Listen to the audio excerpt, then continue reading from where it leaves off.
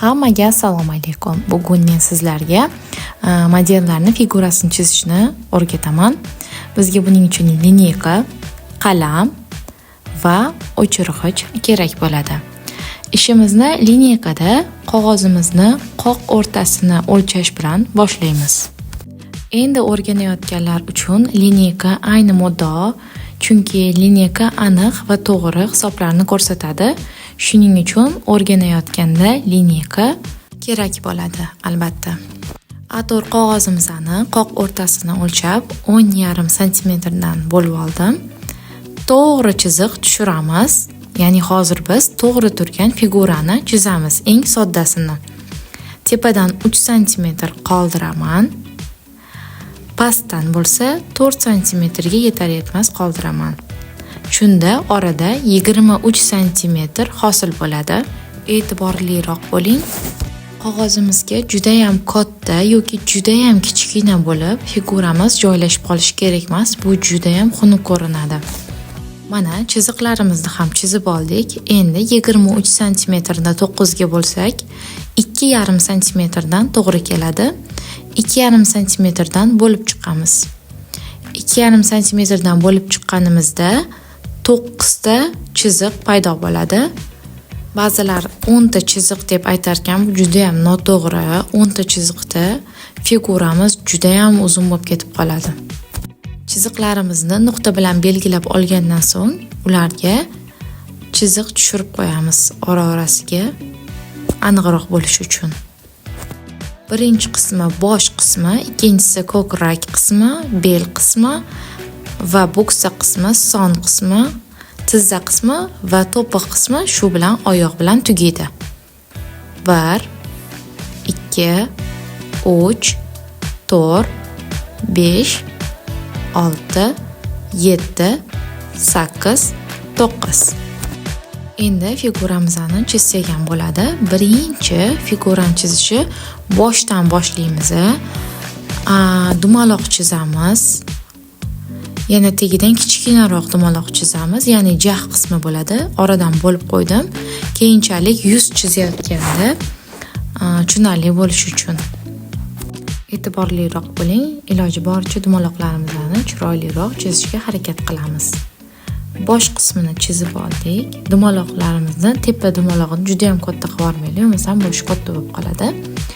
Ko'krak qismini sal teparog'idan bo'yin qismini o'lchab olamiz. Ya'ni shu 2,5 cm o'rtasini o'lchab olamiz. Va bel qismi 2 cm bo'ladi.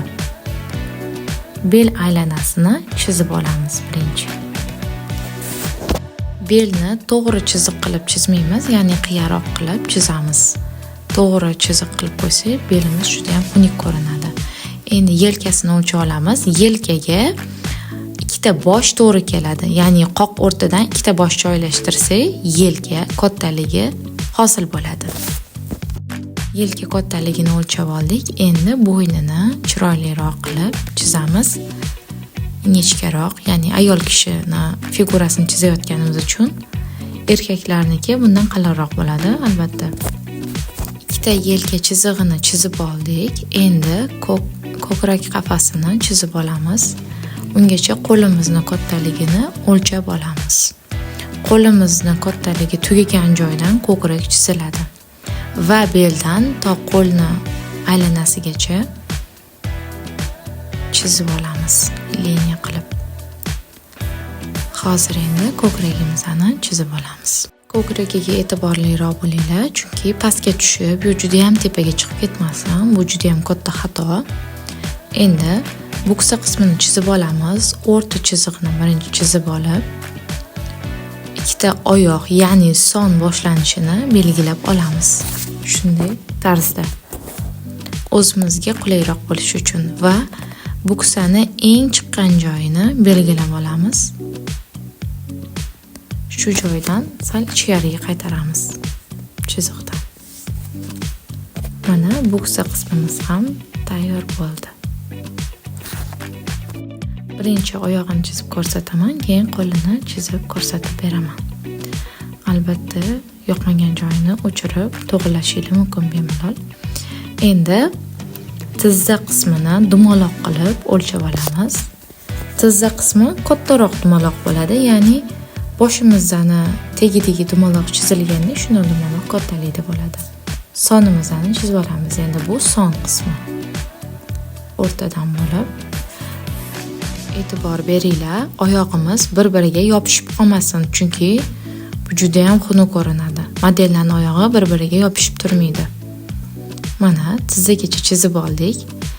Endi past, ya'ni to'piq qismimiz oyoq boshlanishi. Uni kichkinaroq qilamiz, chunki ingichkaroq bo'lib ketadi pastga qarab. Boldir qismimizni chizib olamiz, chiroyli qilib. Boldir qismimizni ikkita tomonida shishgan tomoni bo'ladi. To'g'ri qilib chizib qo'ymaymiz.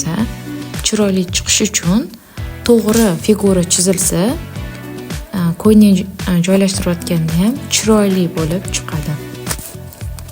Mana boldir qismimizni qilib oldik. Endi oyoq qismi. Birinchi shishgan joyi bo'ladi o'zi ozgina odamlarda, ya'ni oyoq boshlanishi. To'g'ri turganini hisobiga to'g'ridan ko'rinadi oyoq. Ya'ni uchburchakroq bo'ladi. Agar yon tomondan bo'lsa, boshqacha ko'rinadi. Bu keyingi darsliklarimizda ko'rsatib beraman. Yon tomondan turganini. Bu eng tegi bo'lsa barmoq qismi, ya'ni oyog'ini uchida turgan bo'ladi bu modelda. Barmoq qismini chizib olamiz. Endi qo'l qismiga o'tamiz. 3-nuqta, ya'ni belda tirsak qismigacha bo'ladi. Belda to'g'ri ikkita chetga qarab liniya chizsanglar, tirsak qismi hosil bo'ladi. 5-liniyamizda qo'l tugaydi. 5-liniyamizdan sal tushadi qo'limizning barmoqlari. Lekin juda ham qo'l uzun bo'lib ketmasin. E'tiborli bo'linglar shunga. Osonroq chizish uchun liniya qilib olamiz. Xohlasanglar keyingi darsliklarimizda eng oson qanaqa qilib chizishni o'rgataman. Ya'ni bundan ham osonroq sxemada chiziqlar orqali. Mana bilagimizgacha chizib oldik. Men hozir birinchi qo'lini chizib ko'rsatib beraman. Barmoqlarni chizish oson emas, to'g'ri, boshida qiyinroq bo'ladi, lekin keyin qo'l o'rganib ketgandan keyin oson bo'lib qoladi. Barmoqlarimizni ham alohida mavzu bilan ham qanaqa chiroyli qilib chiqazish, shularni ham alohida darslik qilib chiqazib beramiz talablarga ko'ra. Xuddi tizzagacha bo'lgan qismdagi qilib bo'lib oldik. Ko'rib turganingizdek. Bo'lib olganimizdan keyin ikkita tomonini tirsakgacha chizib olamiz va tirsakdan to bilakgacha bo'lgan joyini tepa qismidan sal ingichkaroq qilib chizib olamiz. Oyoq qismimizga o'xshagan xuddi. To'g'ri qilib chizib qo'ymaymiz. Qo'lga o'xshatib, chiroyli qilib, sal ishkanroq qilib chiziladi. Albatta bu juda ham chiroyli ko'rinadi. To'g'ri chizilsa. Mana figuramiz ham tayyor bo'ldi. Sizlarga yetarlicha tushunarli bo'ldi deb o'ylayman. Keyingi darsliklarimiz bundan ham qiziqroq bo'ladi. Kommentariyaga yozinglar. Ya'ni nima, keyingi darslarimizda nimani o'rganamiz? Ya'ni kiyim joylashtirishmi yoki boshqacha pozalarni chizib, sekin kiyim joylashtirishni ham o'rganamiz. Kanalimga obuna bo'lib qo'yinglar, like bosib qo'yinglar. Hammaga rahmat.